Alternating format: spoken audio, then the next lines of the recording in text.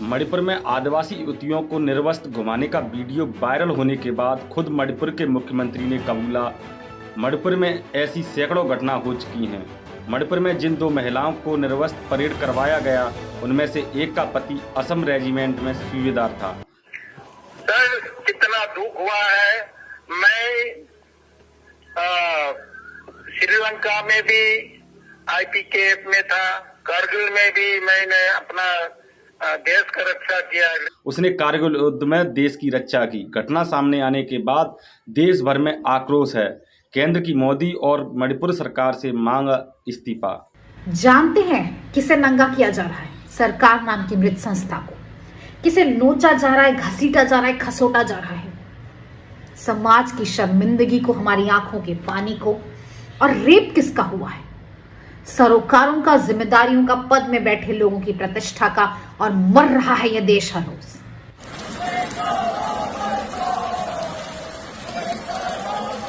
हमारे प्रधानमंत्री नरेंद्र मोदी जी 3 मई से दुनिया का दौरा कर रहे हैं। मणिपुर जल रहा था, लेकिन 19 मई को प्रधानमंत्री जी जापान गए। मणिपुर जलता रहा, महिलाओं का बलात्कार होता रहा, लेकिन 21 मई को प्रधानमंत्री जी पापुआ न्यू गिनी गए, क्योंकि वहां की समस्याएं सुलझाना तो मणिपुर से ज्यादा जरूरी है। आंध्र प्रदेश से सामने आई सीधी पेशाब कांड जैसी घटना। आंध्र प्रदेश के ओंगले में एक आदिवासी युवक को पहले पीट कर अधमरा कर दिया और फिर उस पर पेशाब कर वीडियो बनाकर किया वायरल। शिवराज की आदिवासियों से नफरत 7वें आसमान पर। मध्य प्रदेश के सिवनी जिले में मुख्यमंत्री शिवराज सिंह चौहान के रोड शो के मार्ग पर बुजुर्ग आदिवासी महिला की झोंपड़ी को तिरपाल से ढक दिया गया, ताकि शिवराज को आदिवासी व उनकी गरीबी दिखाई न दे। गोधरा और गुजरात के दंगों में भाजपा शामिल। पूर्व मुख्यमंत्री व भाजपा नेता ने ही किया बड़ा खुलासा। समय था वो कार सेवकों को ही मालूम होता है, या RSS के लोग जो अंदरूनी बात जानते हैं, इसको ही मालूम होता है कि ये आने वाले हैं वो ही। तो मुसलमानों को कैसे मालूम पड़ा कि डब्बे में लोग बैठे? और ये डब्बा बाहर से नहीं जलाया, अंदर से जलाया गया है। गोरखपुर विश्वविद्यालय में दिया गया बड़ी वारदात को अंजाम। बीजेपी गुंडों ने की पुलिस व कुलपति की पिटाई। कांग्रेस शासित राजस्थान में गहलोत सरकार ने दलित आदिवासियों के खिलाफ बनाया नया कानून। MP के शिवपुरी में अवैध पेपर पर साइन न करने पर धर्मवीर यादव व अन्य जातवादी गुंडों ने एक ऐसी महिला सरपंच को कीचड़ में धकेलकर जूते चप्पलों से पीटा। महिला एवं उसके परिवार को जान से मारने की धमकी भी दी है। ग्वालियर में कांग्रेस महासचिव प्रियंका गांधी ने अपनी रैली में क्या कहा, आज हम इन सभी खबरों पर विस्तार से बात करेंगे, तो बने रहिए मेरे साथ और वीडियो को अंत तक जरूर देखें। साथियों, आपसे निवेदन है कि वीडियो को ज़्यादा से ज़्यादा लाइक करें, अपने साथियों में शेयर करें, और अगर अभी तक चैनल सब्सक्राइब नहीं किया है तो कृपया पहले चैनल को भी सब्सक्राइब कर लें, ताकि हम जब भी कोई नई खबर डालें तो उसका नोटिफिकेशन सीधा आपको मिल सके और आपसे वो कोई खबर न छूटे जो समाज और देश के लिए जरूरी है। डब्बा बाहर से नहीं जलाया, अंदर से जलाया गया है, विथ कॉन्स्पिरेसी, पूरी जानबूझकर कि ये हिंदुओं को जलाओ। हिंदुओं को जलाने के बाद फिर गुजरात में हिंदू मुसलमानों को जलाएंगे। मेरा बूथ सबसे मजबूत कर रहे हैं, विदेशों में घूम रहे हैं, सरकारी फंक्शन में विपक्ष को गालियां दे रहे हैं, पर मणिपुर में नहीं घूमते। IPKF में था, कारगिल में भी मैंने अपना देश का रक्षा किया, लेकिन अभी मैं रिटायर होने के बाद अपना घर, अपना बीवी को, अपना गांव वाला को रक्षा नहीं कर पाया है।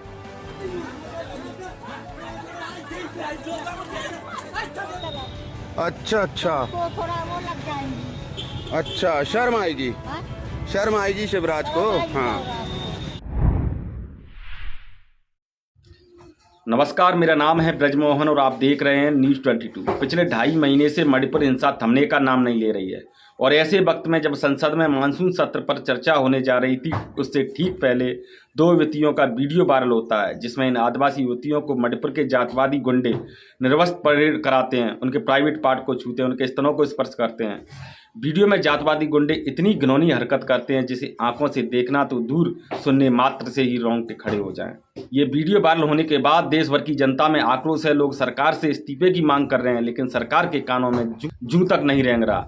उल्टा बड़ी बेशर्मी के साथ मीडिया के सामने आकर मणिपुर के मुख्यमंत्री नौगथम्बा बीरेन सिंह कह रहे हैं कि ऐसी तो सैकड़ों घटना हो चुकी हैं। सर आपको कमाल नहीं पता कर रहे हैं चलेगा यहाँ सर, पे क्या हो रहा है। यहाँ पे जिस तरीके यहाँ पे से क्या हो 2 रहा है? महिलाओं को नग्न करके घुमाया गया, उसके बाद 2 महीना पूरी किसने दबाया, किसने दबाया? एलिगेशन नहीं सुनना है, ग्राउंड रियलिटी देखना है आप लोग। Ground reality, hundreds of cases, similar cases अभी हुआ है, अभी इसीलिए इंटरनेट बैन किया हुआ है। तमाम लोग सोशल मीडिया पर अपनी प्रतिक्रिया दे रहे हैं और वीडियो बनाकर सोशल मीडिया पर पोस्ट भी कर रहे हैं, अपनी असहमति जताकर इस्तीफे की मांग कर रहे हैं। यूजर लिखते हैं कि जब पुलिस के सामने दरिंदे बेटियों का बलात्कार कर रहे थे तब देश के पीएम मोदी विदेश भ्रमण कर रहे थे। मणिपुर में 2 आदिवासी महिलाओं के साथ हुई क्रूरतापूर्ण दरिंदगी के खिलाफ राज्य के आदिवासी बारिश में भीगते हुए पीड़िताओं को न्याय दिलाने के लिए मार्च निकाल रहे हैं। राज्य में तात्कालिक शांति के लिए बीरेन्द्र सरकार को बर्खास्त कर राष्ट्रपति शासन लागू करने की मांग कर रहे हैं। क्या सरकार सुनेगी? एक अन्य यूजर ने लिखा है कि देश में पीएम मोदी से उम्मीद क्या करें, ये तो अपने बलात्कार नेताओं को बचाने में पूरा सरकारी तंत्र लगा देते हैं। बीजेपी सरकार बेटियों की रक्षक नहीं है, भक्षक बन चुकी है। आपको बता दें कि मणिपुर में इस साल मई में 2 समुदाय बहुसंख्यक मैतई और अल्पसंख्यक कुकी के बीच हिंसक झड़प देखने को मिली। इस हिंसा में अब तक कम से कम 130 लोग मारे गए और 4 से लोग घायल हुए हैं।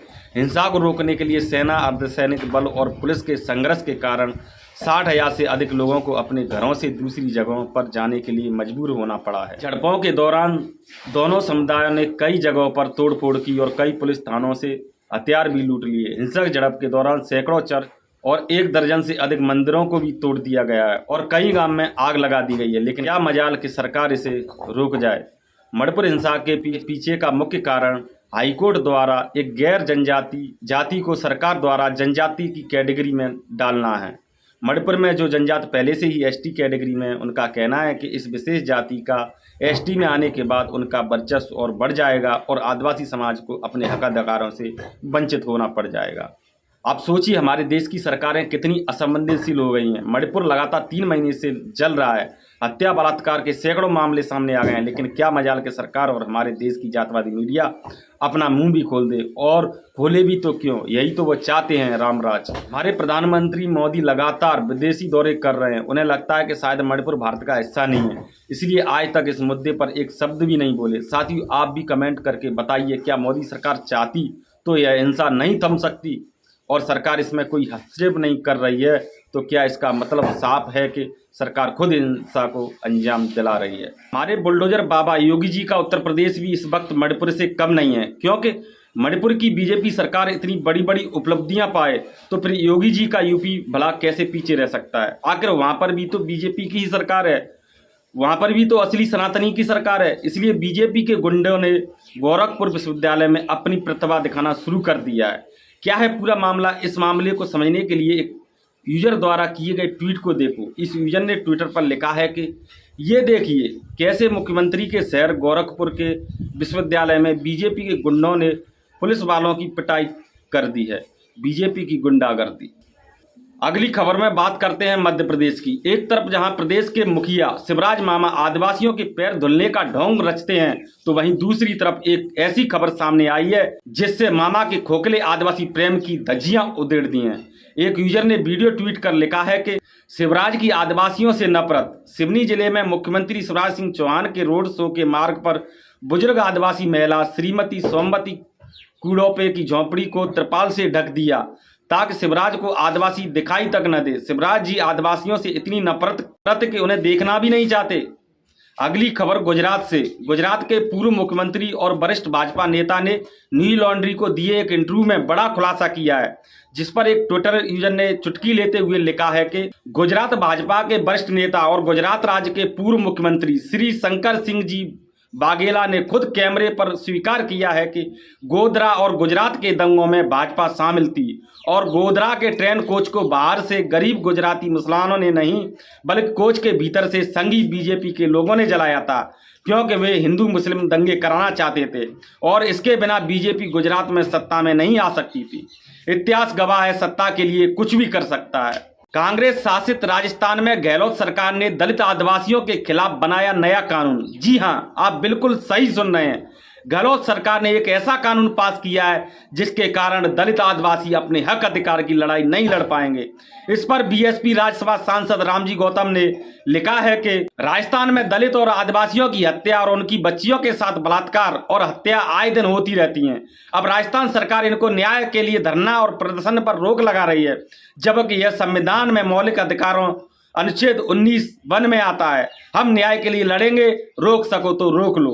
मध्य प्रदेश के शिवपुरी से जाति उत्पीड़न का एक नया मामला सामने आया है। हैरानी की बात यह है कि इस मामले में जाति उत्पीड़न किसी आम नागरिक के साथ नहीं बल्कि एक संवैधानिक पद पर बैठी जनप्रतिनिधि महिला सरपंच के साथ हुआ है। वैसे तो बीजेपी और कांग्रेस शासित राज्यों में दलित आदिवासियों के साथ जात उत्पीड़न के मामले सामने आना आम बात हो गई है, लेकिन यह मामला इतना विवश कर देने वाला है जिसकी आप कभी कल्पना भी नहीं कर सकते।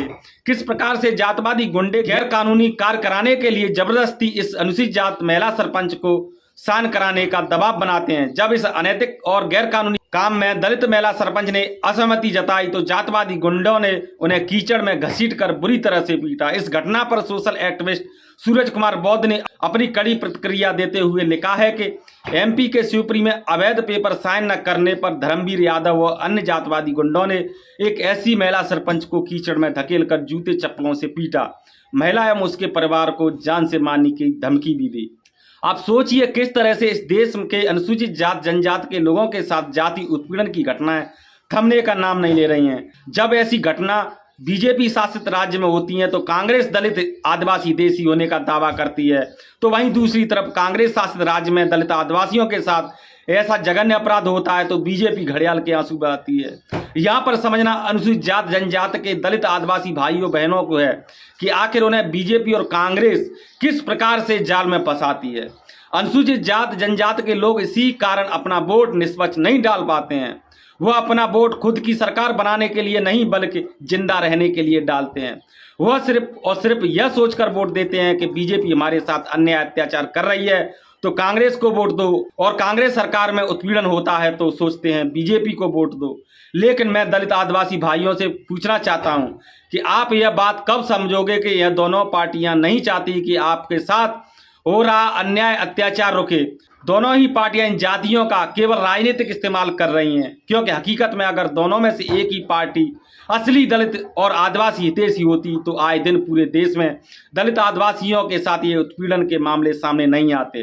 अब समय आ गया कि बहुजन समाज खास करके दलित आदिवासी भाइयों को बीजेपी कांग्रेस के इस खेल को समझना चाहिए और उनके चुंगल से बाहर आना चाहिए। इन जातवादी गुंडों के चुंगल से बाहर आकर इस देश और प्रदेश के विभिन्न राज्यों में बहुजन विचारधारा की पार्टियों की सरकार बनाई जाए।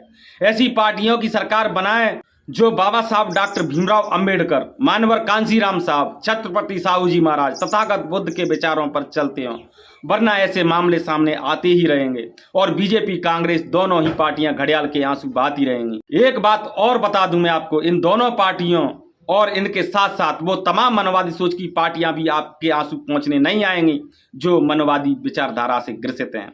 ग्वालियर में हुई कांग्रेस की रैली के प्रियंका गांधी के इस भाषण को ही सुन लीजिए। मैं यहाँ आपका ध्यान भटकाने के लिए नहीं आई हूँ, मैं आपके मुद्दों पर बात करने आई हूँ। और आज जो सबसे बड़ा मुद्दा है महंगाई का मुद्दा है। मैं सिर्फ सब्जी, फल, आटा, गेहूँ इस सब की मैं महंगाई नहीं कह रही हूँ, ये तो है ही, लेकिन इस महंगाई से किस तरह आपकी कमर तोड़ी जा रही है उसकी बात कर रही हूँ। आपके पूरे जीवन पर एक बहुत बड़ा बोझ बन गई है ये महंगाई।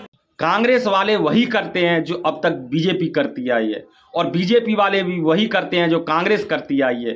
इन सब से ऊपर उठकर दलित आदिवासियों के हित में कोई भी पार्टी बड़ी लकीर नहीं खींचती। इस वीडियो में प्रियंका गांधी महंगाई का रोना रो रही हैं, जिसे पूरी तरह से एक जुमला मानता हूं, और किसान विरोधी भी। अब आप सोच रहे होंगे कि महंगाई की बात करना जब जुमला है, आदिवासी विरोधी है, किसान विरोधी है, तो कैसे है, और अगर है तो प्रियंका गांधी इस जुमले की बात क्यों कर रही है। तो साथियों ध्यान से सुनना, आपको विस्तार से बताता हूं। वीडियो को ज़्यादा से ज़्यादा अपने साथियों में शेयर भी कर दें। आप मुझे कमेंट करके बताइए, क्या किसानों की फसल या उनके द्वारा किया गया किसी भी प्रकार के उत्पादन का मूल्य किसानों को उनकी मेहनत और लागत को देखते हुए इतना मिलता है कि वह मुनाफा कमाएं? निश्चित तौर पर आपका उत्तर ना होगा।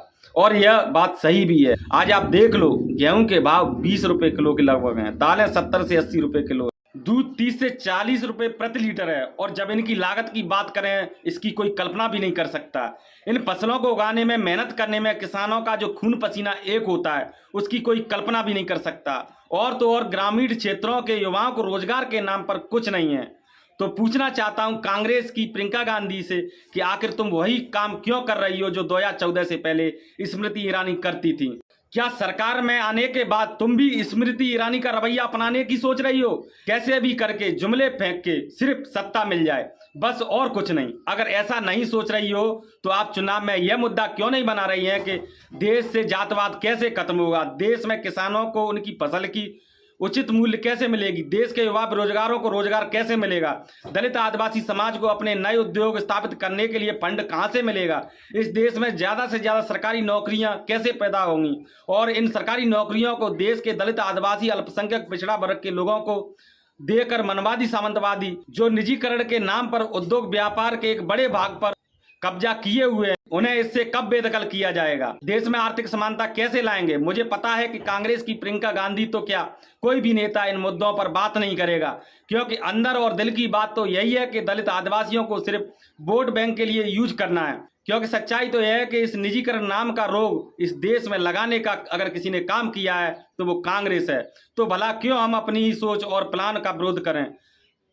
आखिर बीजेपी बुरा ही क्या कर रही है? हमारी सोच को तो आगे बढ़ा रही है। बस हमें इतनी सावधानी बरतनी है कि बीजेपी और कांग्रेस को मिलकर के गलती से भी सत्ता किसी तीसरी पार्टी को नहीं पहुंचाना है। किसान मजदूर वर्ग को दोनों ही पार्टियों से खुल कर कह देना चाहिए, कर लो कितनी महंगाई करनी है, हमें उससे डर नहीं, बशर्ते हमें रोजगार दो, हमारी फसल का उचित मूल्य दो और इस महंगाई का फायदा जमाखोरों को न पहुंचने दो। हमें अपना उद्योग धंधा लगाने के लिए सरकार द्वारा सब्सिडी दो। ये महंगाई के नाम पर उल्लू किसे बना रहे हो? बहुत हो गया, अब नहीं चलेगा तुम्हारा खेल। साथियों, इस वीडियो में सिर्फ इतना ही। आपको हमारा वीडियो कैसा लगा, अपनी प्रतिक्रिया हमें कमेंट बॉक्स में जरूर दें। अगर वीडियो अच्छा लगा हो तो इसे लाइक करें, ज़्यादा से ज़्यादा अपने साथियों दोस्तों में शेयर करें, और चैनल अभी तक सब्सक्राइब नहीं किया है तो कृपया चैनल को भी सब्सक्राइब कर लें, ताकि हम जब भी कोई ऐसी खबर आपके सामने लेकर आएँ तो उसका नोटिफिकेशन सीधे आप तक पहुँच जाए और आपसे कोई भी वो खबर ना छूटे जो इस देश और समाज के लिए ज़रूरी है। अभी के लिए इस वीडियो में सिर्फ इतना ही। आप देखते रहिए न्यूज़ 22।